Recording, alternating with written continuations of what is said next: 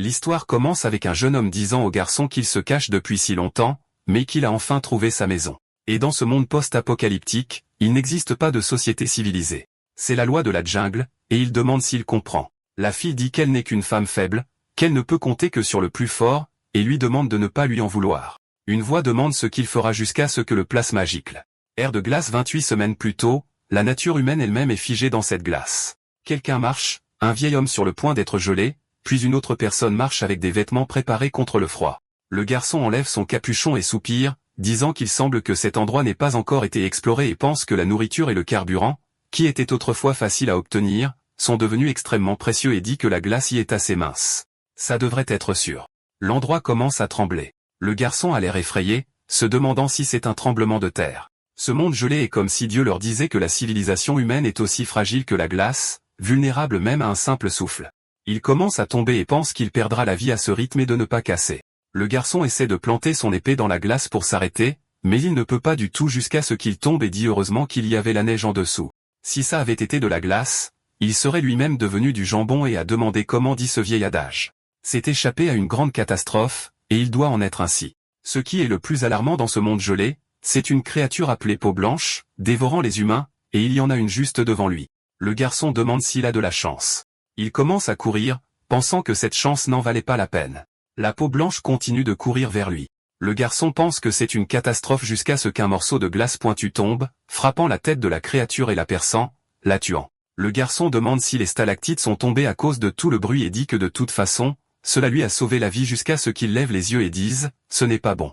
La neige commence à tomber. Le garçon est frappé, disant qu'il sera enterré vivant. Plus tard, son corps est complètement recouvert de neige, seul son bras est visible. Une petite créature le regarde et commence à libérer de la foudre. Les yeux du garçon s'écarquillent, et l'un de ses yeux est différent de l'autre. Il a demandé ce qui venait de se passer et pourquoi il rêvassait là. Sur la nuque, il y a un symbole, mais le protagoniste pense qu'il vaut mieux oublier et dit qu'il est sorti assez longtemps, et qu'il vaut mieux rentrer bientôt. Au moins aujourd'hui, il ne reviendra pas les mains vides. Il continue de marcher jusqu'à ce qu'il ouvre un trou d'homme et jette une corde, pensant que puisque la majeure partie de la ville est gelée, le seul moyen de rentrer chez lui est par ce passage jour après jour, ne sachant pas combien de temps ce genre de vie durera. Comparé à l'extérieur, la situation à l'intérieur du bâtiment est également très mauvaise. Les gens sont tous couverts et ont encore très froid. Le garçon marche en les dépassant, pensant que lorsque la catastrophe a frappé, de nombreuses personnes ont été piégées dans ce bâtiment. Et maintenant, avec les rares provisions, il n'ose pas imaginer ce que ces gens vont faire. Dans ce monde apocalyptique, personne ne peut garantir qu'il ne franchira pas cette limite. Il semble que ce type n'ait pas commencé à patrouiller aujourd'hui, et il doit rentrer vite à la maison. Le protagoniste frappe à la porte. Une fille ouvre et le serre dans ses bras. Le garçon dit qu'elle a ouvert la porte si vite et l'appelle Xiaoming. Elle continue de le serrer dans ses bras et dit qu'elle voulait juste le voir plus vite et lui demande s'il ne veut pas la voir plus vite. Le protagoniste répond que oui. Bien sûr que oui. Mais elle doit aussi bien verrouiller la porte. Xiao dit oui et demande si verrouiller la porte est plus important que sa petite amie. Le garçon montre un chocolat et dit de regarder ce qu'il a apporté. Ming demande ce que c'est et si c'est du chocolat. Elle le serre dans ses bras et dit qu'il est le meilleur et lui demande si ce n'est qu'un seul. Le protagoniste répond que pour un seul, il a presque perdu la vie à cause de monstres, alors elle ferait mieux de se dépêcher et de le manger. Xiao le regarde fixement. Plus tard, le garçon s'assoit devant le feu, indécis sur ce qu'il doit faire car cela fait plusieurs jours qu'il n'a pas trouvé de nourriture correcte et pense aux graines qu'il a collectées auparavant, se demandant s'ils devront les manger aujourd'hui. Et le protagoniste continue de penser que la situation avec les graines qu'ils ont plantées auparavant n'est pas très optimiste. S'il mange les graines, il n'y aura plus d'espoir à la fin et dit que si ça continue comme ça, tout le monde deviendra fou. Si la chair de ces monstres n'était pas toxique, les gens dans ce bâtiment n'auraient pas à endurer la faim dans ces gars. Le bon côté des choses, c'est qu'au moins la graisse de ces monstres est un bon combustible. Au moins dans ce monde gelé, ils ne gèleront pas complètement. Il regarde le calendrier et leur demande si aujourd'hui est la Saint-Valentin car il a vraiment oublié. Le garçon marche jusqu'à la chambre et s'excuse, disant qu'il a oublié qu'aujourd'hui était la Saint-Valentin jusqu'à ce qu'il réalise qu'elle n'est pas là et regarde la porte en pensant que ce signe est sa petite amie et se demandant pourquoi elle est sortie et ce qu'elle fait jusqu'à ce que le protagoniste ouvre la porte et soit frappé, tombant au sol alors qu'il est attaqué par un grand gaillard qui dit joyeux Noël et l'appelle frère Mo. Le grand gaillard serre Ming dans ses bras et lui demande s'il est surpris, inattendu. Le garçon blessé demande pourquoi elle l'a trahi et pourquoi elle a suivi Luo Delong. Xiao demande comment il ose demander ça et s'il pense pouvoir la tromper avec un morceau de chocolat et dit de ne pas penser qu'elle ne sait pas qu'il a caché toute la nourriture avec un si grand sac en lui demandant s'il a apporté de l'air, mentant même à sa petite amie, et se faisant toujours appeler un humain.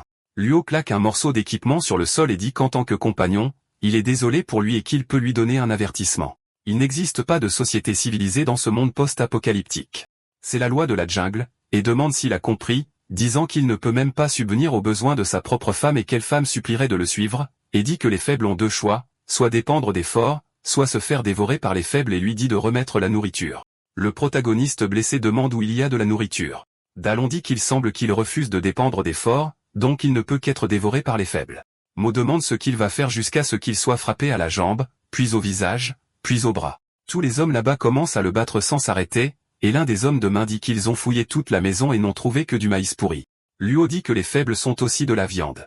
Ils ne peuvent pas choisir la nourriture et leur dit de lui remettre le couteau. Dallon prend le couteau et le coupe. Il est arrivé qu'à la fin, le résultat que le protagoniste voulait le moins voir se réalise, à contre-cœur. S'il y avait une autre vie, il veut vivre, survivre, jusqu'à ce que dans un autre endroit, quelqu'un soit allongé sur une table et ouvre les yeux, appelant Luo de l'homme, et le protagoniste est confus, se demandant ce qui se passe. N'a-t-il pas simplement perdu la vie? Pourquoi est-il complètement indemne? Pendant ce temps, 28 heures avant l'ère glaciaire mondiale, les manifestations à Queens se poursuivent. Le service de police de la ville a été dépêché avec une force de police à grande échelle pour maintenir l'ordre. Les élites de Manhattan profitent d'une fête exclusive. Les gangs de Brooklyn effectuent des transactions dans les rues les plus sales. Toute la ville ignore ce qui va se passer, sauf une personne. Les gens commencent à prendre des photos en disant que c'est une aurore boréale. Mo pense que c'est un signe de l'ère glaciaire. La personne qu'il a appelée cette fois ne peut être que Xiaoming. Le protagoniste se souvient d'elle et pense qu'il a été aveuglé par son apparence au point de la laisser lui faire une telle chose. Il est temps d'en finir avec ça.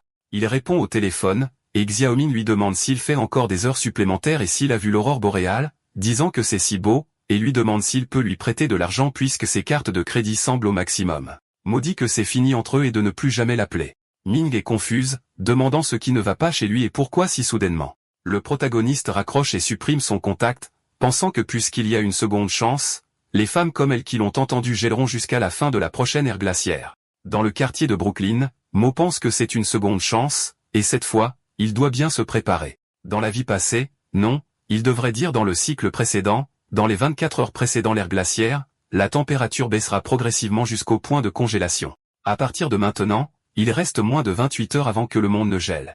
Cela semble être beaucoup de temps, mais à mesure que la température baisse, les gens comprendront le problème. La société, déjà instable, deviendra encore plus chaotique.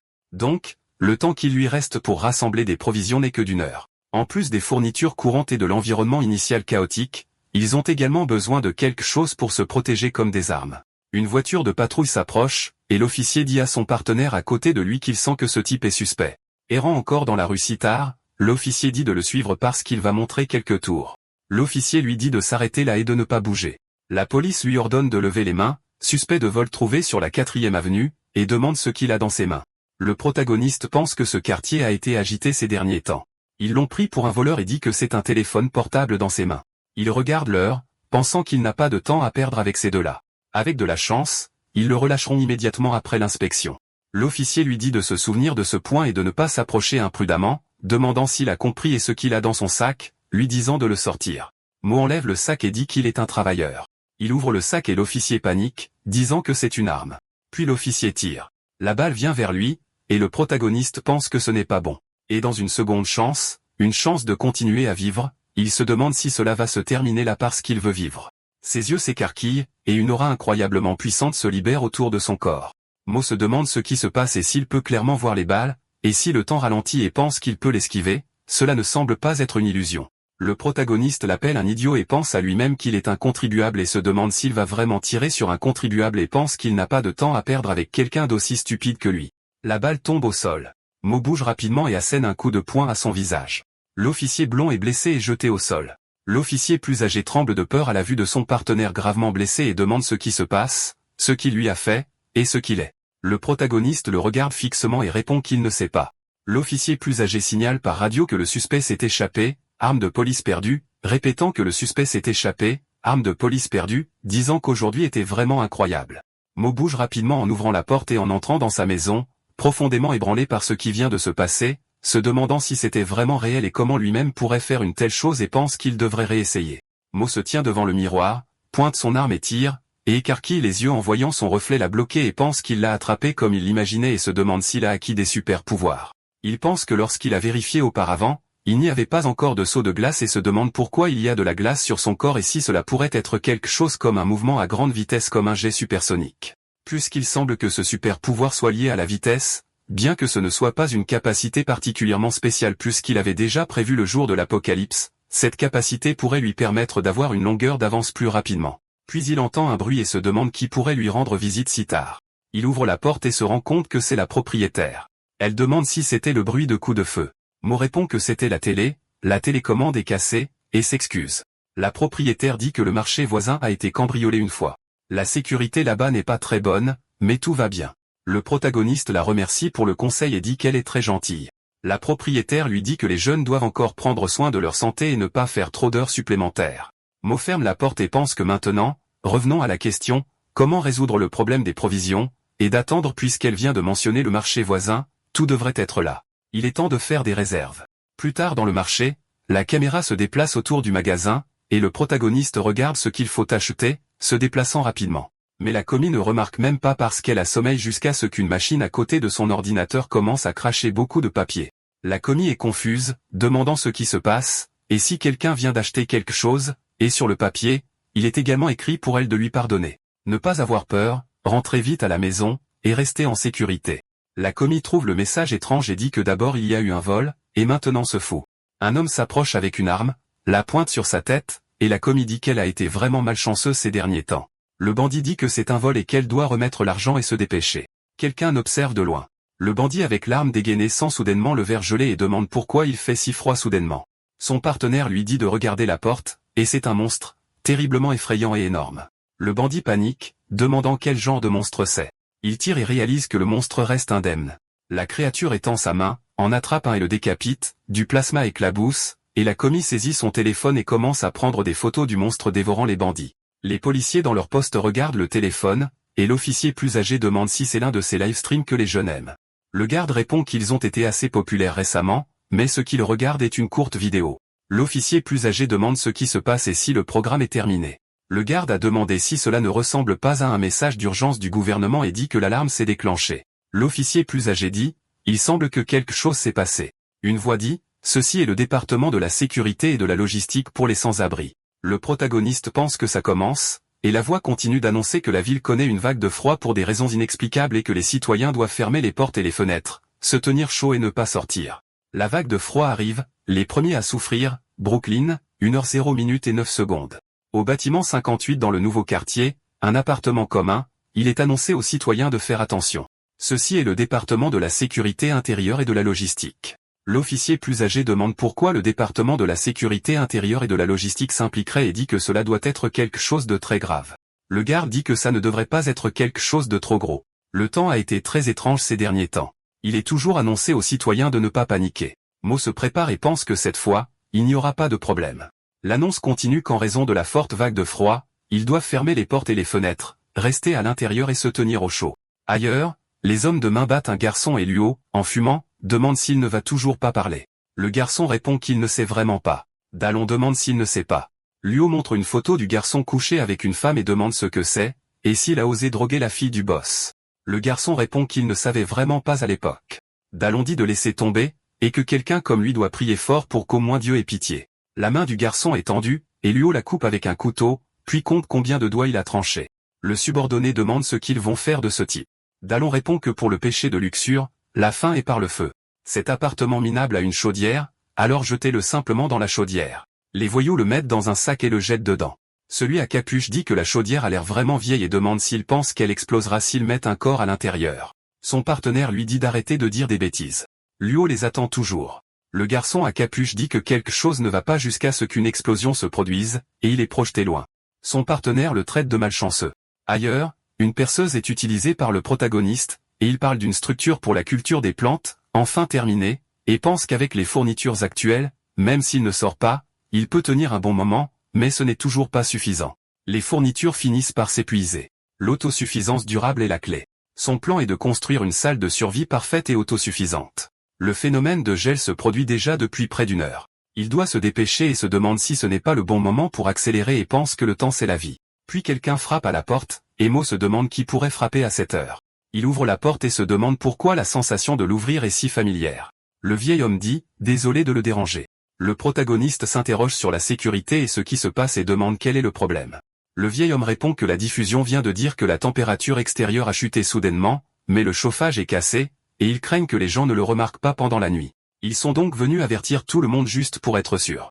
Mo se demande si le chauffage est tombé en panne et pense se souvenir que quelque chose de similaire s'est produit la semaine dernière. Le chauffage a mal fonctionné à ce moment-là et n'a pas été réparé à temps, et quand ils sont allés le réparer, il était déjà ruiné. Il ne peut pas répéter la même erreur, il doit être réparé, et demande s'il peut jeter un coup d'œil. Peut-être qu'il peut le réparer. Le vieil homme dit, ce serait formidable. Le protagoniste ferme sa porte et se dirige vers le haut. Les gardes demandent où il va, et Mo demande si la chaufferie n'est pas dans cette direction. Le vieil homme répond que la chaufferie de l'appartement est en bas, au sous-sol, ils doivent donc aller dans cette direction. Le protagoniste pense, attends. Il se souvient que la chaufferie de l'appartement est illégale. Fan a mentionné ça. Elle devrait être en haut, et se demande s'il développe la maladie d'Alzheimer trop tôt. Ils entrent, et le garde dit que la porte est beaucoup trop froide. Mo pense que cette fumée a l'air étrange. C'est comme de l'air froid, et le vieil homme demande s'il pourrait. Puis, toujours au même endroit, le protagoniste répare des choses et dit que ça devrait aller maintenant jusqu'à ce qu'il remarque du liquide sur sa main et des monstres derrière le garde, demandant s'il y a encore un problème. La créature lui écrase la tête et dit qu'il recommence à repousser. Mo se demande comment ça peut être de la peau blanche, et le vieil homme demande qu'est-ce que c'est que ça. Le garde est terrifié de voir le monstre venir vers lui. Le protagoniste pense que ce n'est pas bon. Il se déplace rapidement, esquivant les attaques et protégeant le garde restant, pensant que c'était proche, et Joe a failli perdre la tête. Et Mo remarque que la porte est toujours ouverte, et c'est parfait. S'il court à pleine vitesse, il peut s'échapper. Le protagoniste court rapidement et se demande pourquoi et comment il peut suivre sa vitesse et pense que c'est mauvais et se demande si c'est peut-être parce qu'il porte le vieux Joe et que sa vitesse n'est pas assez rapide, et Mo pense désolé, mais il va devoir le jeter pour pouvoir s'en sortir. Le garde est jeté en disant que c'est l'enfer, et quel genre de situation est-ce?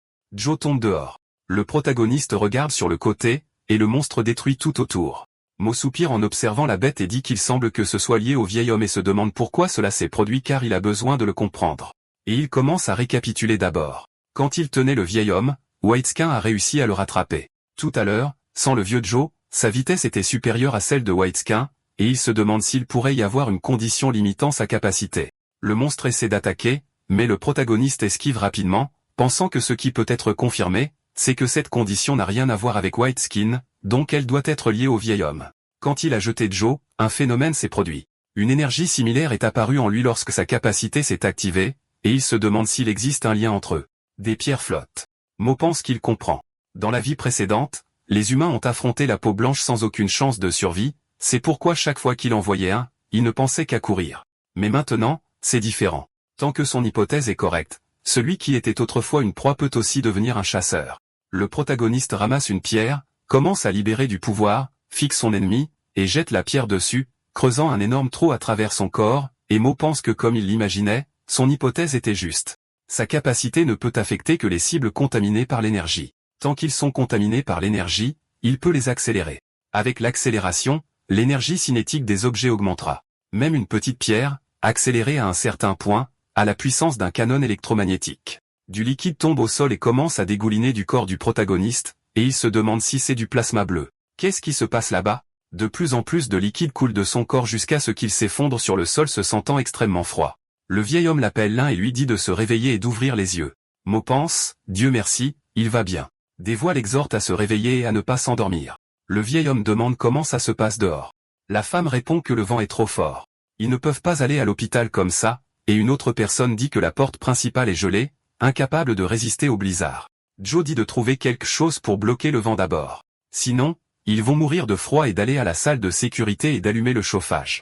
La femme dit qu'il a l'air empoisonné et demande ce qui s'est passé au sous-sol. Des voix lui disent de tenir bon et de ne pas dormir. Le vieil homme dit qu'il lui a sauvé la vie, et qu'il doit le remercier correctement. Fan lui dit d'arrêter de parler et de monter à l'étage pour trouver Joe. Quelqu'un demande de l'espace, et des voix disent qu'ils sont presque là pour tenir bon. Joe dit qu'il ira bien. L'infirmière dit de le laisser là. Il vaut mieux vérifier les escaliers. Tout est dans le chaos, et il est toujours en vie même avec une température corporelle si basse, demandant s'il est l'une de ces personnes cryogéniques. Plus tard, toujours au même endroit, le protagoniste est allongé sur une civière, et l'infirmière dit concernant le dossier 409. Patient de sexe masculin, âgé de 20 à 25 ans présentant des symptômes d'empoisonnement suspectés, toujours dans le coma. Les signes vitaux doivent être considérés comme anormaux. La température corporelle est d'environ 10 degrés Celsius, mais le pouls et les réflexes nerveux ne présentent aucune anomalie. C'est incroyable. La séparation du plasma est terminée, et ils vont regarder les résultats. Intéressant. Jamais vu ça avant. L'apparence du plasma avant la centrifugation ne semblait pas différente du plasma normal, mais après la centrifugation, des impuretés bleues en ont été séparées.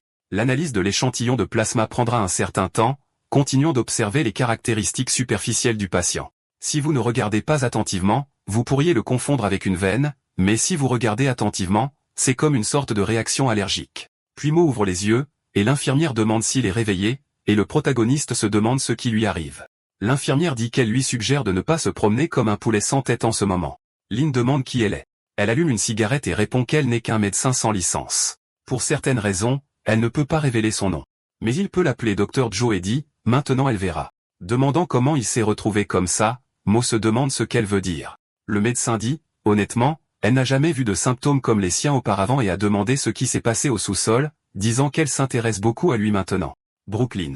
Température, moins 29 degrés Celsius. Le record du monde de la température corporelle la plus basse est de 13,7 degrés Celsius, la plus basse jamais enregistrée. Bien que, théoriquement, le corps humain puisse tolérer 0 degrés Celsius. Mais à cette température, les tissus corporels gèlent et les cellules sont détruites. En fait, des températures inférieures à 32 degrés Celsius peuvent provoquer des tremblements auriculo-ventriculaires à la fin.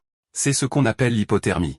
Les humains ne peuvent pas survivre dans un environnement de moins 29 degrés Celsius. Il est encore plus impossible de survivre avec une température corporelle inférieure à 13,7 degrés Celsius. Joe met un thermomètre dans sa bouche et dit qu'il peut lâcher prise, et jeter un coup d'œil, voici sa température actuelle, 11,5 degrés Celsius. Le médecin dit que c'est un miracle qu'il soit en vie, et le protagoniste se demande comment c'est possible et si c'est à cause de sa capacité. Il pense qu'il n'y a pas de temps à perdre à penser à ça maintenant. Il doit mener à bien le plan le plus rapidement possible. Joe dit qu'elle comprend. Puis l'un glisse et tombe. Le médecin dit qu'elle est sûre qu'elle lui a dit de ne pas bouger. Son corps est très faible maintenant, mais ce n'est pas le problème. Elle a découvert ce qu'il a et a demandé si par hasard il avait une sorte de super pouvoir. Mo se demande comment elle le sait et pense qu'il n'a pas de temps à perdre avec elle ici et demande quel genre de blague boiteuse c'est. Joe répond de ne pas sous-estimer le pouvoir d'observation d'un médecin. Elle était dans le deuxième sous-sol. Le protagoniste pense que tant que la capacité est active, même s'il doit remonter tout le chemin, ce sera toujours rapide. Puis du liquide coule sur le sol. L'un vomit du liquide bleu et se demande ce qui lui arrive, pourquoi il ne peut pas utiliser l'accélération maintenant, et pourquoi à ce moment précis, et pense que selon les expériences de la semaine dernière, ce qui est sur le point de se produire et jusqu'à ce que quelqu'un entre et dise qu'après la réunion avec le médecin, les deux doivent se comporter un peu mieux. Ils sont devant la porte 509, et Joe et Mo entendent des bruits. Il a l'air surpris, ne comprenant pas. Le médecin lui dit de sortir, de se lever et de lui donner sa main. Le protagoniste demande quel est le problème. Qu'est-ce qu'il y a dehors?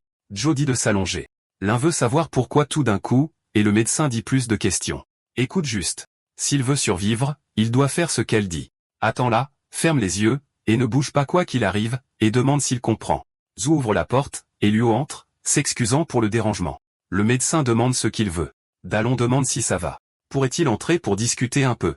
Zou répond de faire comme il le souhaite et demande ce que c'est.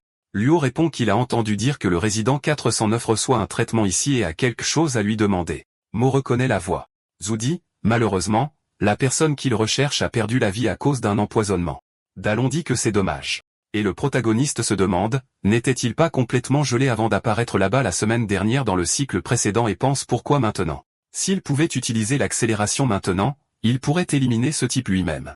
Luo observe et dit qu'elle a travaillé dur tout ce temps. Il demande si elle est sûre que cette personne a perdu la vie et dit qu'il pense qu'il vient de le voir cligner des yeux et demande ce qu'elle pense de vérifier à nouveau. Le médecin demande ce qu'il veut dire et dit qu'elle lui dit qu'il a déjà perdu la vie. Dallon saisit une paire de ciseaux et demande, et si ce n'était qu'une fausse mort? Il lève les ciseaux. Joe mord dans la cigarette dans sa bouche et l'empêche de le faire, le frappant et lui demandant s'il remet en question ses compétences. Les subordonnés la traitent de femme maudite et demandent comment elle ose frapper leur frère et si elle veut perdre la vie. Luo leur dit d'arrêter et qu'il peut pardonner l'impolitesse.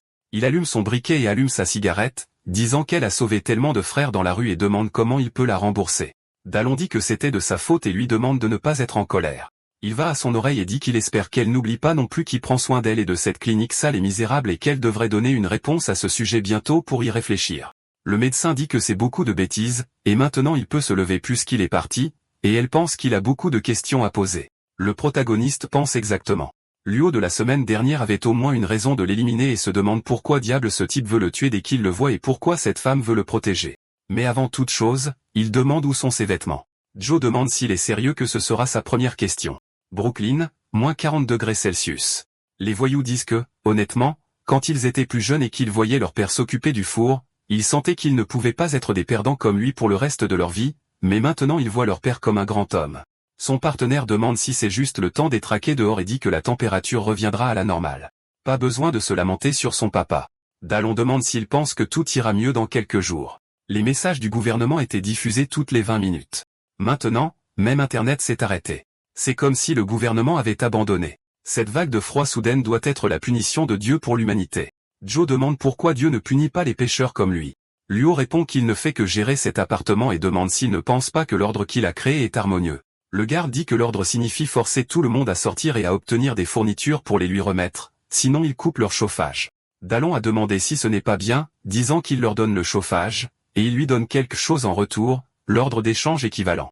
Zou le traite de parasite. Luo dit que c'est dommage. Le locataire du 409 semble déjà avoir été éliminé. Sinon, il y aurait une autre personne pour récolter les fruits de l'ordre qu'il apporte. Le garde a l'air choqué et demande si 409 a perdu la vie. Dans une autre pièce, le médecin demande s'il est déjà habillé et lui dit de venir quand il aura fini. Mo dit qu'il devra attendre un peu et se demande si même s'habiller est si pénible et demande ce qui se passe. Joe demande s'il sait combien de temps il a été inconscient. L'un devine 6 heures, et le médecin répond que cela fait 6 jours. Le médecin dit que beaucoup de choses se sont produites au cours de ces 6 jours. Maintenant, Luo contrôle tout le système de chauffage de l'appartement. Il veut que les résidents échangent des fournitures contre son utilisation. Sinon, il coupe leur chauffage. De nombreux résidents ont été contraints de sortir pour rassembler des fournitures. Sortir maintenant revient presque à jeter sa vie. Ceux qui sont partis pensaient probablement qu'ils allaient mourir de toute façon. Le protagoniste pense à Luo et que peu importe où il se trouve, c'est une bête, et il demande s'il existe un moyen de récupérer son corps. Joe sourit et répond, bien sûr. Mais s'il veut qu'elle le lui dise, il y a une condition. Après tout, elle dirige une clinique clandestine. Elle ne fait pas de travail caritatif. Et elle demande ce qu'il en pense. Va-t-il accepter? Mo a demandé quelle était sa condition tant que c'était quelque chose qu'il pouvait faire. Le médecin dit que c'est très bien, et elle veut qu'il soit son sujet de recherche pour lui permettre seul de l'étudier. Et de ne pas s'inquiéter puisque ses recherches ne mettront pas sa vie en danger. Comme elle l'a dit, elle s'intéresse beaucoup à lui. Lynn dit que c'est fait. Joe explique qu'il y a une substance spéciale dans son plasma, mais elle n'a pas encore complètement compris ce que c'est. Ce qui est certain, c'est que ces substances absorbent le rayonnement thermique. Il l'aide à convertir l'énergie thermique en énergie utilisable par le corps. Ce phénomène ne se produit que lorsqu'il y a un manque de chaleur. Cependant, avant d'absorber une certaine quantité, le corps reste dans cet état froid. En termes simples, le corps a soudainement un milieu qui peut stocker de l'énergie. L'état actuel de faiblesse n'est que de la faim. Le protagoniste demande s'il a juste besoin de manger, et il ira bien. Le médecin répond, oui, mais la quantité requise sera assez importante. Il n'y a presque pas assez de nourriture. Maudit de ne pas s'inquiéter. Il se débrouillera. Plus tard, l'un met une capuche et descend les escaliers, pensant que, heureusement, il s'est préparé à l'avance et est allé au supermarché faire quelques courses. Maintenant, rentrer chez lui en toute sécurité est une victoire. Le protagoniste se tient devant sa porte. Il appuie sur un bouton et entre, réalisant que tout est gelé, se demandant s'ils ont coupé le chauffage dans sa chambre car cela pourrait geler quelqu'un à mort. Toute la pièce est devenue un igloo, et il trouve la nourriture riche en calories, le chocolat, et il pense que de mauvais souvenirs commencent à refaire surface. Il devra changer de marque la prochaine fois qu'il achètera du chocolat. Mo mord dans le chocolat et se rend compte qu'il n'a pas encore eu de réaction. Il semble que cette quantité ne soit pas suffisante. Il doit augmenter la dose. Il continue d'en manger plus et pense que cette sensation est comme s'il y avait quelque chose à l'intérieur de son corps qui avait soif de chaleur, et c'est mauvais. Il a l'impression qu'il est sur le point de perdre le contrôle jusqu'à ce que des voix demandent si le docteur 409 est ouvert. Les deux hommes de main disent que le patron prévoyait de couper les doigts de l'enfant pour ouvrir la porte, et aujourd'hui, elle s'ouvre toute seule de nulle part. Il remarque qu'il y a des provisions. L'un sourit dos à eux, et les deux lui demandent qui diable il est et si c'est lui qui a ouvert la porte. Dans une autre pièce, le docteur pense que le rapport de simulation finale est enfin prêt. Elle va voir exactement ce qu'il y a dans son corps, en état actif. Elle se demande si le processus d'inversion affecte l'activité neuronale. C'est mauvais. Si trop de glycogène est reconstitué, il sera dans la salle 409, les hommes de main l'insultent et disent que peu importe qui il est, tout dans cette pièce leur appartient, le protagoniste souriant toujours tout en libérant une quantité puissante de mana autour de son corps. 72 heures plus tôt, Joe était au sous-sol et demandait ce qui s'était passé là et ce qui avait transformé la salle 409 en ceci. Et qu'est-ce que c'est? Elle prélève quelques échantillons et dit que c'est intéressant. Le docteur remarque une caméra et dit qu'il semble qu'elle devra aller dans la salle de sécurité pour découvrir la vérité jusqu'à ce que quelque chose commence à être annoncé. Il demande à tous les résidents de distribuer les fournitures de manière rationnelle pour éviter le gaspillage, car à partir de maintenant, ailleurs, les deux hommes de main transportent Joe, et l'un d'eux dit que ce vieil homme est vraiment lourd. Son partenaire lui dit d'arrêter de parler et de ne pas oublier ce que le patron a dit. Gardez un œil sur la chaudière. Luo dit que tous les résidents de l'appartement doivent lui verser une petite compensation en échange du chauffage. Dans un autre endroit, un vieil homme demande si c'est une blague et ce que fait le vieux Joe. Le garde répond que ce n'est pas le vieil homme. Dallon le dit pour que tout le monde réalise la gravité de cette situation. Il coupe le chauffage et dit qu'il va l'éteindre pendant un moment pour économiser des ressources, et Luo sourit très excité. Dans le présent, le protagoniste s'imagine dans divers endroits, demandant s'il déteste Dallon, et Mo répond, bien sûr, il le déteste. Il étrangle les hommes de main devant lui. Le garçon se retrouve sans issue. L'un écarquille les yeux et se souvient de Luo disant que la chair humaine a presque le même goût que le bœuf, mais lui-même ne mange pas de bœuf. Le protagoniste jette l'homme de main au loin, si loin qu'il tombe du bâtiment. Les gens regardent sous le choc alors que le corps ne devient plus qu'un squelette. Ils disent qu'il semble qu'il soit tombé du 4e étage. L'autre homme de main laissé pour compte se demande ce qui vient de se passer. Qui diable est ce type? Est-ce un extraterrestre? Puisque ce n'est pas la zone 51. Il remet tout en question, demandant si c'est une sorte d'aurore rouge. Il pense qu'il n'y a aucun moyen de battre ce type. Il vaut mieux faire ce qu'il peut. Mo sourit sinistrement en regardant le garçon, imaginant qu'il est Luo. L'un se déplace rapidement, apparaissant derrière lui. L'homme de main pense qu'il est si rapide. Il essaie de le provoquer. Le garçon essaie de l'attaquer de différentes manières, mais il ne peut pas le toucher car l'un est trop rapide. Le protagoniste continue d'imaginer que le garçon est Dallon, répétant ces paroles absurdes. Mo reste immobile en attendant que son adversaire se rapproche. Il le regarde fixement, et lorsque le garçon s'approche, l'un le coupe en deux. Puis quelqu'un arrive à la porte. C'est Ming. Elle l'appelle. Le protagoniste regarde en arrière et se rend compte qu'elle tient une arme à feu. Puis il est frappé, et c'est le docteur, pas son ex-petit ami, qui lui dit de se détendre car ce n'est que de l'insuline. Mo commence à s'affaiblir. Joe dit que c'est pour décomposer l'excès de chaleur dans son corps. Puis elle regarde autour d'elle, diverses plantes, et demande ce qui se passe ici. La faim est un catalyseur des atrocités humaines, le cannibalisme entre parents, les guerres. Ce sont toutes des choses qui se sont produites dans l'histoire de l'humanité. Mais à mesure que la technologie agricole s'est développée, la société humaine s'est également progressivement stabilisée, mais la faim ne les a jamais quittés. Parce que dans un monde gelé, la culture est presque une tâche impossible. La faim, un catalyseur des atrocités humaines. L'histoire sombre de l'humanité est sur le point de se répéter. Cependant, il y a toujours une exception. Plus tard, toujours dans la pièce, Lindor, et le docteur dit qu'il n'était pas réveillé depuis longtemps et qu'il a maintenant besoin de dormir à nouveau. Et elle s'excuse pour cela et demande de quoi il s'agit. Elle prend un fruit et le mord. Elle arrête de se lécher les lèvres et dit que le goût n'est étonnamment pas mauvais. Cette quantité, pense-t-elle, devrait être suffisante pour nourrir tout le bâtiment. Plus tard, ailleurs, deux personnes marchent dans la neige. La femme tremble et a très froid, son estomac gargouille. L'homme demande comment elle va et si elle peut tenir le coup. La femme répond que cela ne devrait pas poser de problème. L'homme dit d'attendre un peu. Il s'est souvenu qu'il avait encore une barre de chocolat. Elle dit qu'elle n'en a pas besoin, et l'homme dit qu'elle s'est presque fait prendre par ce bâtard, et il pensait que c'était dans ce manteau. La femme lui dit d'arrêter de s'inquiéter et lui demande s'il ne se souvient pas qu'ils ont donné ce chocolat à leur fille ce matin. L'homme est surpris et sourit, disant qu'il a complètement oublié. En effet, si inutile, jusqu'à ce que la moitié de sa tête soit arrachée. La femme regarde avec horreur et voit que c'est un monstre. La créature dévore le corps de l'homme. Du plasma gicle et une voix dit « Délicieuse femme ».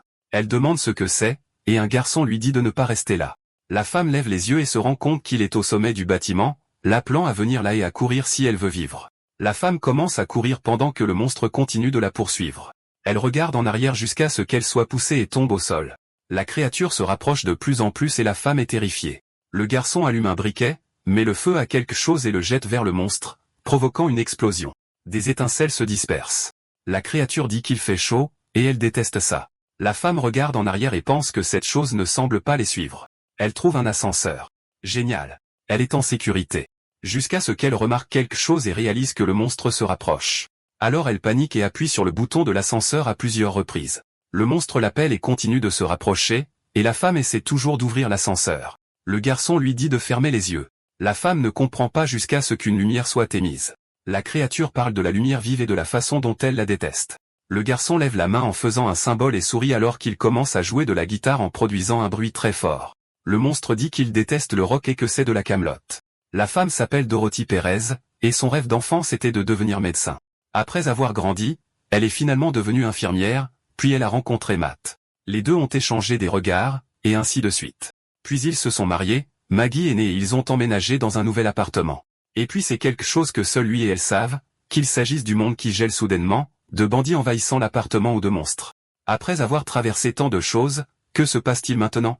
Cet homme avec juste une guitare a réussi à maîtriser ce monstre. Le monstre dit que c'est la chose la plus ridicule de toutes jusqu'à ce que le garçon cesse de jouer, et la créature dit que c'était un bruit agaçant et essaie de l'attaquer. Le garçon sourit et fait un geste, et plusieurs objets commencent à tomber sur le monstre, le transperçant et s'empilant dessus.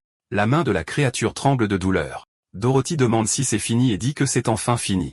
Elle commence à pleurer abondamment et baisse la tête. Le garçon lui tend la main et dit que tout va bien maintenant. Plus tard, toujours au même endroit, Pérez est assise autour d'un feu de camp en regardant la photo de sa famille. Le garçon lui dit de reposer en paix. Il s'assoit à côté d'elle, allume une cigarette et dit « Poussière tu es et à la poussière tu retourneras ». Outre le deuil des morts, ils doivent également protéger les vivants. Dorothy le regarde, confuse. Le garçon dit que ça va.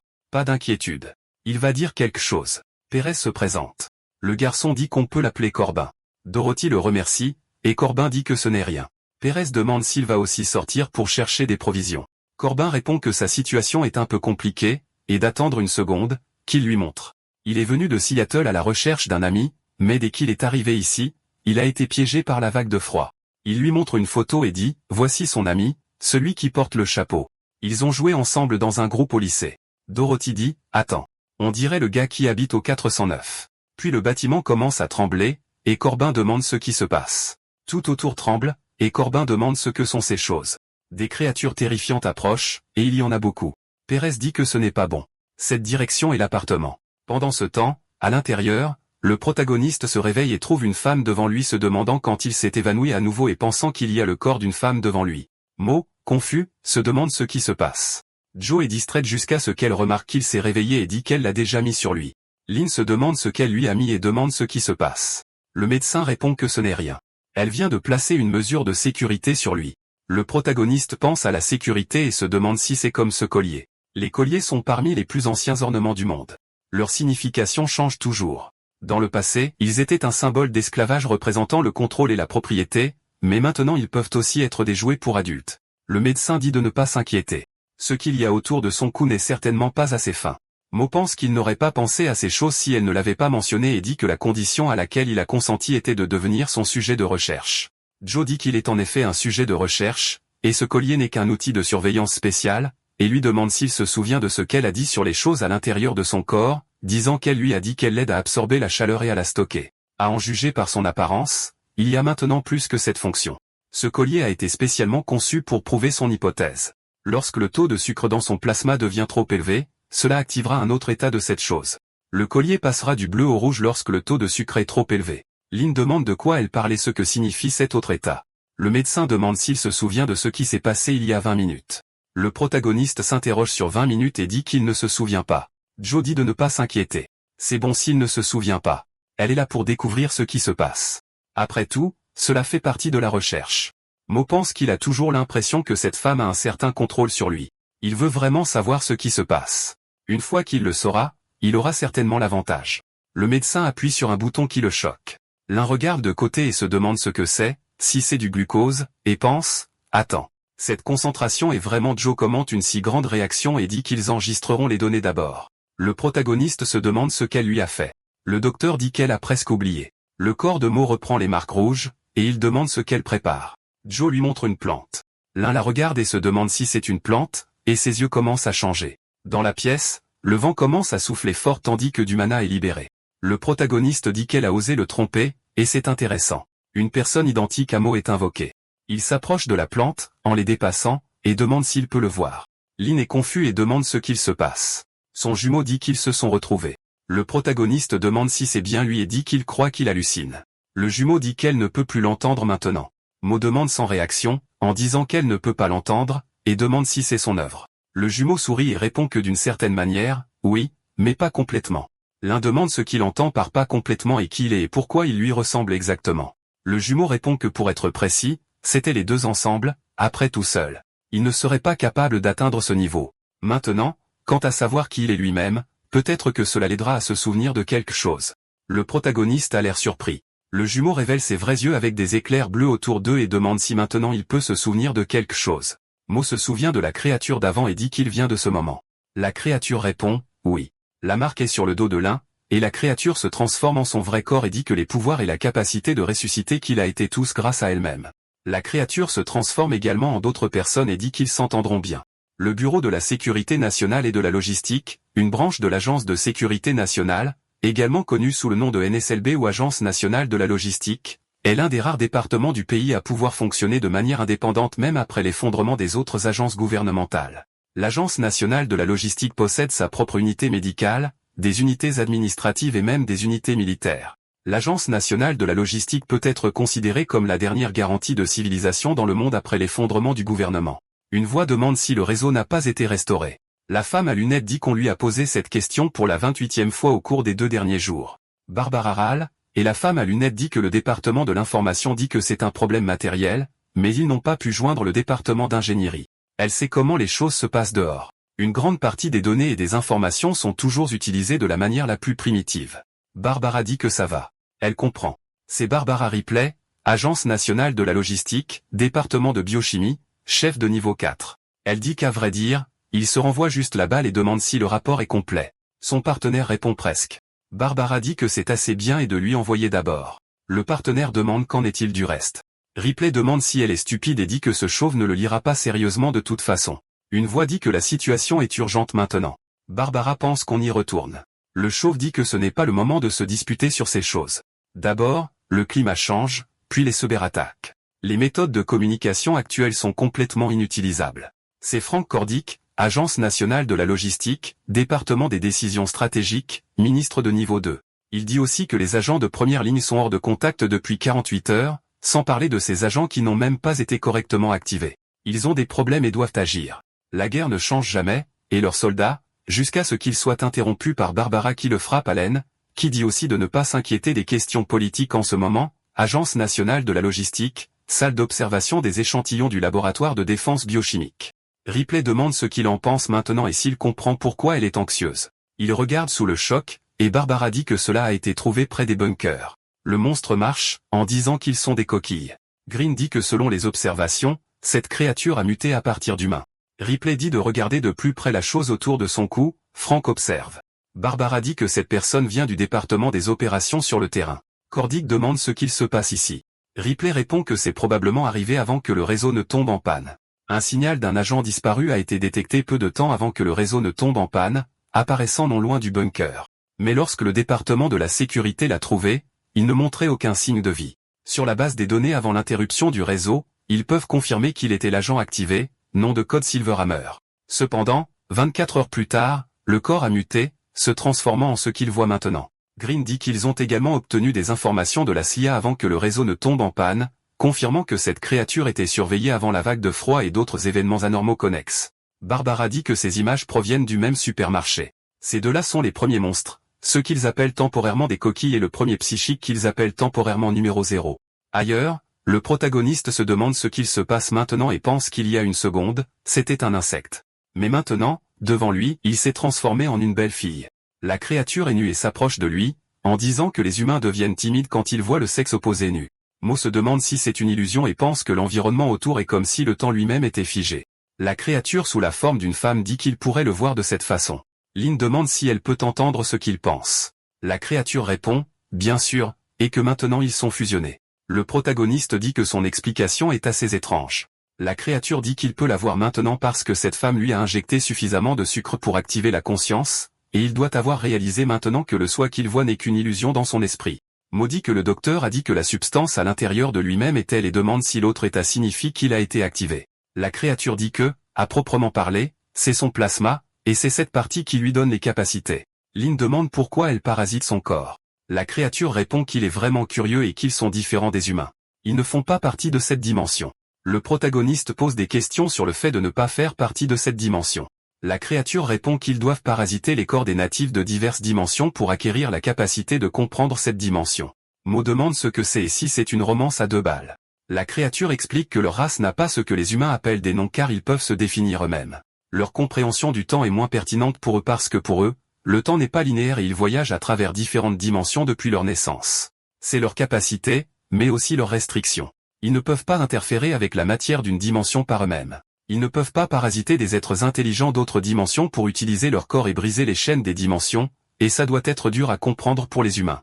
Ils veulent entendre des noms. Ils veulent voir des châteaux construits avec le temps et demandent, s'ils ne peuvent pas interférer dans le monde, comment peuvent-ils prouver leur propre existence?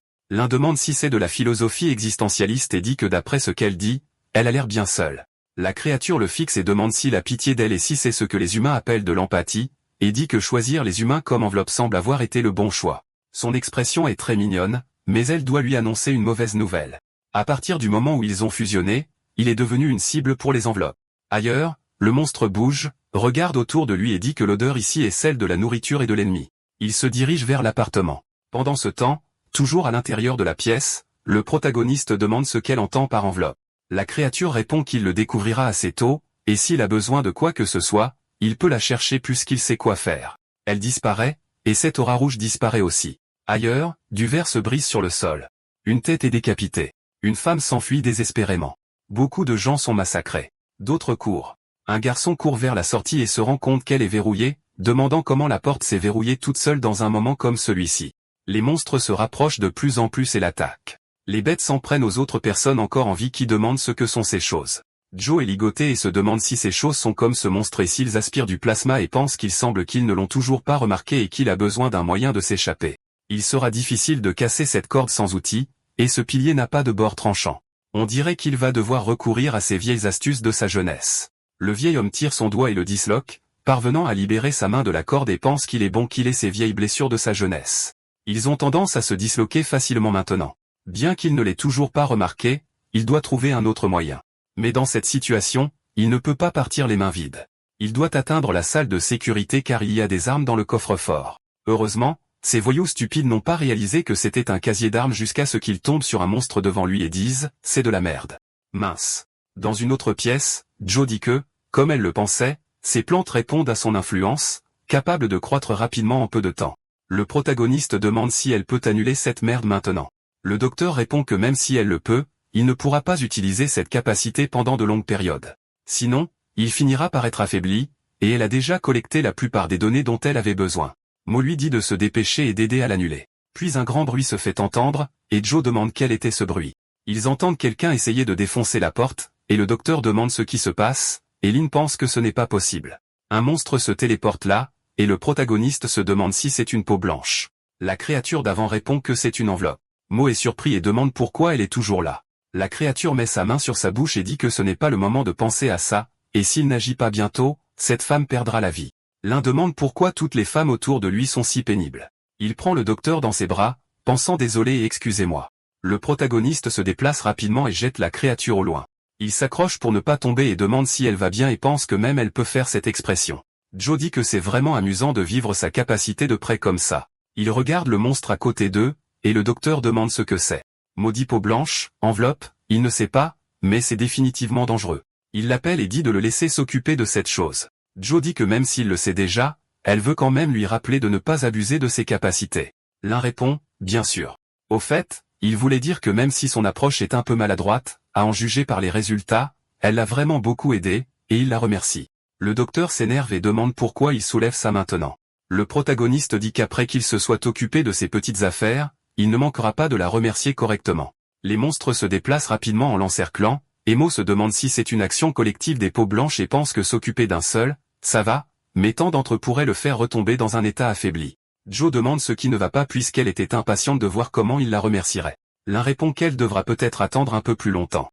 Les bêtes se rapprochent de plus en plus, et le protagoniste pense qu'il va devoir les affronter de front. Il se met en position, et le docteur regarde l'ordinateur et dit que puisque c'est le cas, elle verra jusqu'où vont ses limites. Pendant que Mo les combat, il pense que s'il continue à utiliser l'accélération en continu en se basant sur son expérience passée, il finira certainement par être affaibli avant de tous les achever. Mais il y a un moyen. Il a juste besoin de l'utiliser quand c'est nécessaire. Les bêtes chargent ensemble, et l'un se demande si c'est une attaque conjointe en pensant que ces peaux blanches ne sont pas aussi stupides qu'elles en ont l'air. Mais il n'est plus leur proie, et il va observer avec accélération. Quand elle est activée, le temps ralentit pour lui permettant d'observer les mouvements de l'ennemi et de prédire les attaques. De cette façon, il peut facilement esquiver les coups même sans utiliser l'accélération. Il en va de même pour l'offensive. Même désarmé, tant qu'il accélère son poing à un certain degré, il peut déclencher une explosion supersonique. Après que de nombreuses peaux blanches aient été vaincues, les survivants reculent, et le protagoniste demande ce qui ne va pas, s'ils ont peur maintenant, puisque ce n'est que le début. Joe regarde sur sa tablette et pense que bien que la consommation de calories n'ait pas diminué, son efficacité dans l'utilisation des capacités a été optimisée, et qu'il en a utilisé moins de 10%, disant que c'est intéressant. Elle l'appelle en disant qu'avec ce mouvement, il peut se libérer avec ça. Maudit, comme il le pensait, qu'elle surveille l'état de son corps. Il se prépare et les frappe tous en même temps et dit qu'elle est une fraude. L'un soupire. Son corps va toujours bien et est à 83%. Le docteur dit qu'il semble qu'il maîtrise très bien ses capacités. Le protagoniste la regarde, et Joe dit qu'elle a maintenant une nouvelle question, et il semble en savoir beaucoup sur ces choses. Il devrait donc lui dire tout ce qu'il sait. Plus tard, au sous-sol, Joe est allongé avec la bête sur elle. Il ouvre les yeux, confus, se demandant ce qui se passe et ce qu'il en est du plasma. Le vieil homme réalise qu'il a l'outil coincé dans le ventre de la bête vaincue et se demande ce qui vient de se passer et pense que sans ce levier, il aurait été fini. Si ces monstres réapparaissent, il n'aura peut-être pas autant de chance la prochaine fois. Et Josh remarque son téléphone qui sonne et se demande si le réseau n'était pas hors service. Il décroche le téléphone, et c'est un numéro inconnu. Malgré tout, le vieil homme répond, et une voix dit bonjour, demandant s'il doit l'appeler l'âme courbée. Ailleurs, le protagoniste dit que c'est tout ce qu'il sait et pense, bien sûr, il ne dira pas qu'il a déjà perdu la vie une fois et voyagé à travers le temps. Le docteur dit que c'est bien. Elle s'y attendait.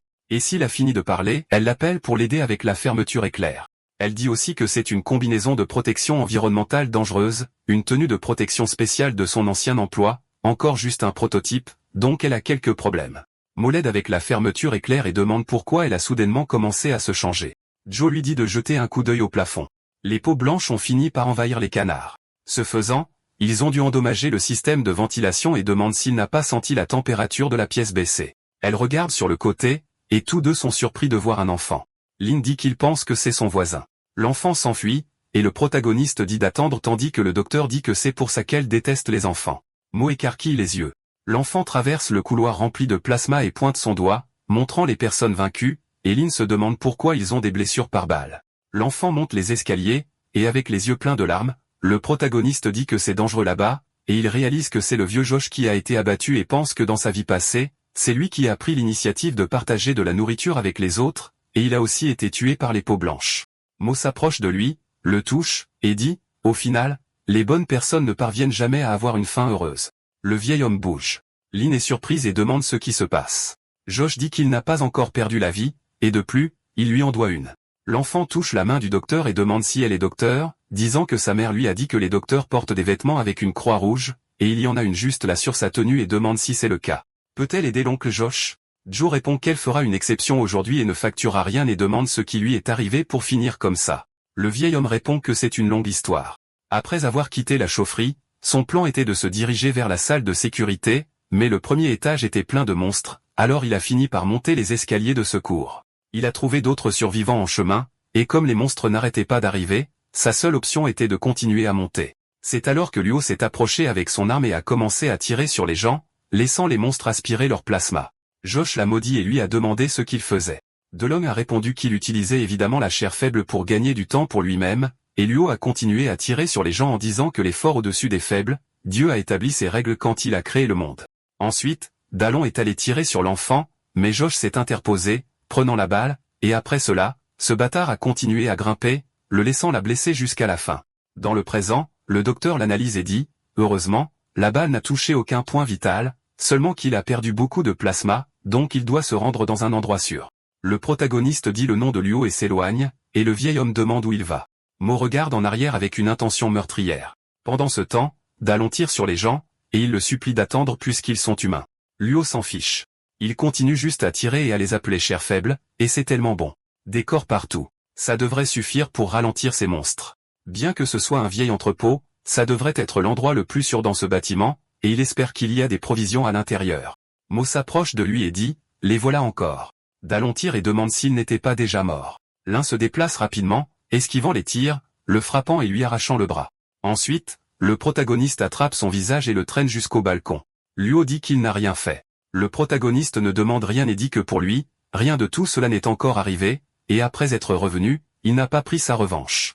Au lieu de ça, il a passé tout ce temps à essayer de construire un endroit sûr pour lui. En y repensant maintenant, c'était assez stupide. Des personnes innocentes ont perdu la vie, et ça l'a rendu furieux, bien sûr, plein de rage. Et cette rage n'est pas seulement la sienne. Il est aussi en colère contre lui-même d'avoir été si stupide.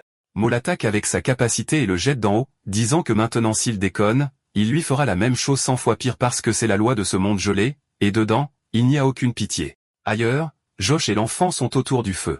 Le docteur dit qu'elle pense que la propriétaire utilisait cet endroit comme une pièce de stockage. Ça pourrait s'avérer utile. Il y a encore des choses ici. L'un est assis sur une boîte se souvenant de ce qu'il a fait à Luo et pensant qu'il a enfin eu sa revanche, mais ça ne semble pas suffisant. Joe le gifle et demande à quoi il pense, disant qu'elle soupçonnait déjà qu'il avait un problème avec ce bâtard, et c'est normal que les gens deviennent compulsifs avec un grand pouvoir entre leurs mains. Cependant, dans son cas, c'est différent, et elle le remercie de s'être débarrassé de cet homme damné. Le protagoniste demande si elle avait aussi un problème avec lui. Le docteur se souvient d'avant quand elle était jeune, et Mo dit qu'elle n'a pas besoin de répondre si elle ne veut pas et qu'ils seront en sécurité tant qu'ils resteront là. Mais comme il était utilisé comme une pièce de stockage, le chauffage ne fonctionne pas là. En regardant cet endroit, il semble que les choses soient encore intactes, mais le vieux Josh est blessé et Maggie n'est qu'une enfant. Ils ne pourront pas compter sur un feu de baril pour toujours. Mais les peaux blanches sont dehors et dangereuses, donc ils doivent aussi renforcer la sécurité de la pièce. En termes de matériaux, ils peuvent utiliser ce qui était gardé dans cette pièce. Cependant, ils ont encore besoin de chaleur, donc ils devront aller à la salle de l'énergie. Josh dit que tout le bâtiment est plein de monstres, et s'ils ne trouvent pas un moyen, l'enfant vomit, et Lynn dit qu'ils finiront morts s'ils restent juste là. Le vieil homme dit qu'il n'y a qu'un seul moyen. Plus tard, dans le tunnel qui est ouvert, le protagoniste tombe à travers et dit que ça devait être le tunnel des ordures jusqu'à ce qu'il regarde en haut avec surprise et se demande si ce sont des peaux blanches dans les résidents éliminés et s'ils font leur nid. C'est quoi ce bruit? Serait-ce une peau blanche? Alors, le docteur saute et atterrit sur lui. Mo dit qu'elle est sur lui. Joe lui dit que s'il enlève sa main, elle se lèvera. Ensuite, ils entendent un bruit, et le docteur met sa main sur sa bouche. Le monstre ouvre grand les yeux et traverse l'endroit. Joe demande ce que c'est. L'un répond qu'il ne sait pas et demande pourquoi elle est venue ici. Le docteur répond qu'elle lui a déjà dit. Il faut 2 personnes pour opérer dans la salle d'énergie et demande s'il a oublié et dit que son corps est affaibli maintenant s'il finit par s'évanouir là-bas. Le monstre marche, et il se taise immédiatement. L'un se demande ce que c'est que ça et pense que cette peau blanche est très différente des autres, et il est très faible en ce moment. S'il le combat, il finira par perdre. Selon le docteur, il semble que ces peaux blanches ne se contentent pas de manger les gens, mais les vident. De plus, il stocke le plasma qu'il consomme, et ses veines semblent transporter le plasma, et il se demande où il va. L'enfant regarde à travers la vitre et demande ce que c'est. Josh regarde. À l'extérieur du bâtiment, le monstre se tient immobile avec un énorme ventre. Corbin dit qu'on dirait qu'il est mort. Dorothy répond qu'elle ne sait pas mais pense qu'il ne les attaquera plus. Corbin demande si c'est du code Morse. Pérez demande ce qu'est le Morse. Il répond que c'est un langage qui utilise des signaux. Vous pouvez prononcer différentes lettres de l'alphabet et des chiffres en fonction du motif que vous utilisez. Josh au-dessus de la vitre dit qu'il espère qu'ils comprennent et ne viennent pas ici. Dorothy demande s'il comprend ce qu'ils essaient de dire. Corbin pense qu'il ne comprend qu'un peu et dit qu'il pense qu'ils disent d'y aller. Pérez demande s'il est sûr qu'il devrait faire ça. Il répond, absolument, et sa fille doit être là aussi. Le vieil homme crie de ne pas venir. Plus tard, ailleurs dans le bâtiment, les deux sont toujours cachés, et le protagoniste pense qu'ils doivent descendre ce chemin, mais cette peau blanche le bloque. Pas le choix. Il va devoir le combattre. Un son commence à résonner, et Mo pense que c'est génial. Il semble que ce son l'ait attiré. Le docteur dit que si vous regardez de près, ces veines sur le sol sont connectées aux morts qu'ils ont vus auparavant, et en y repensant, c'est un peu bizarre qu'ils utilisent des humains pour construire un nid. Autour de l'endroit, c'est plein d'œufs, et une bête se tient en émettant des sons. Une autre bête s'approche, met sa main à l'intérieur des organes et sort une arme, la déplaçant. L'un s'arrête et ressent une sensation. Le monstre charge sur le docteur pour la couper, mais le protagoniste s'interpose et encaisse le coup à sa place, disant que c'est beaucoup plus rapide que lui et que cette peau blanche est plus forte que les autres. Le monstre se déplace rapidement, regardant vers elle. Mo est confus, se demandant si la cible est le docteur. La bête se précipite sur elle, et l'un se déplace rapidement devant une fois de plus, pensant que c'est trop rapide. À ce rythme, il sera difficile de tenir, et si ça continue comme ça, ils finiront tous les deux par mourir là-bas, et il se demande s'il va mourir à nouveau. La créature apparaît à nouveau et sourit, lui disant de courir, demandant si ce n'est pas ce qu'ils font dans des situations comme celle-ci, et dit, comme il le sait, dans ce monde gelé, il n'y a pas de pitié. C'est un monde où tous sont égaux. Et s'il abandonne cette femme, peut-être qu'il survivra. Le protagoniste répond qu'il ne fuira pas et demande, s'il fait ça maintenant, quelle est la différence entre lui et Luo à la fin? Et dit, cela ne signifie pas qu'il doit abandonner son humanité pour survivre. La créature est confuse, et maudit que si elle fait partie de lui, elle comprendra ça. Quand des innocents meurent, sa poitrine lui fait mal, et il se sent étouffé. Cette douleur est son humanité qui souffre, la preuve qu'il est encore humain, tout comme les fossiles d'ancêtres avec des marques de fracture montrent que même à l'ère primitive, il y avait des compagnons qui ne s'abandonnaient pas les uns les autres. Des milliers d'années ont passé, et de nombreux humains sont encore comme ça. Alors même maintenant, il ne peut penser qu'à une chose. Puisqu'il a ce pouvoir, il s'assurera de l'utiliser à son avantage. Des particules commencent à se déplacer de son corps. Le monstre continue de balancer son épée, et le docteur est choqué de voir une lumière émise, hésitant à parler. L'un change son corps, devenant comme une peau blanche. Et avec ce pouvoir, il protégera les gens et pense qu'il ressemble à cette peau blanche, mais il n'est pas le même.